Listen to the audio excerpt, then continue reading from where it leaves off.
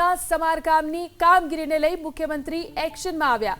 મુખ્યમંત્રીએ ધારાસભ્યોને 1-to-1 મુલાકાત કરી, રસ્તાના કામને લઈ ધારાસભ્યો સાથે 1-to-1 બેઠક કરી। મંજૂર થયેલા કામો ઝડપથી પૂર્ણ થાય તે માટે સૂચના આપવામાં આવી। આ વિશે વધુ જાણકારી મેળવી અમારા સંવાદદાતા હિરેન રાજગુરુ ફોન લાઈનથી જોડાયા છે।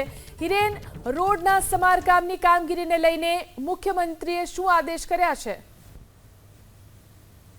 જીવન ન માત્ર રોડના સમારકામ પરંતુ નવા રોડ બનાવવાની કામગીરી હોય કે રોડ ઉપરના બેઠો પુલ હોય કે પછી પુલ બનાવવાની કામગીરી હોય, આ તમામ પ્રકારના જે રોડ રસ્તાના કામો છે એ કામોને લઈ અને તેને પ્રાથમિકતા આપવા માટે થઈ અને જે ધારાસભ્યો આજે આ રોડ રસ્તાના કામ માટે આવ્યા હતા એ તમામ ધારાસભ્યો સાથે મુખ્યમંત્રી ભૂપેન્દ્ર પટેલે આજે 1-to-1 બેઠક કરી હતી। તમામની વાત સાંભળી હતી। તેઓ જે અરજી લઈને આવ્યા હતા એ અરજી તેમણે રાખી હતી। આ ઉપરાંત તુરંત જ માર્ગ અને મકાન વિભાગમાં આ અંગેની સૂચનાઓ આપી હતી। જે કામ અમુક કામ એવા પણ હતા કે જે અગાઉ મંજૂર થઈ ગયા હોય, જેની ડિઝાઇન બની ગઈ હોય પરંતુ કામ હજી શરૂ ના થયું હોય, આ પ્રકારની પણ કેટલીક રજૂઆતો ધારાસભ્યો તરફથી મળી હતી।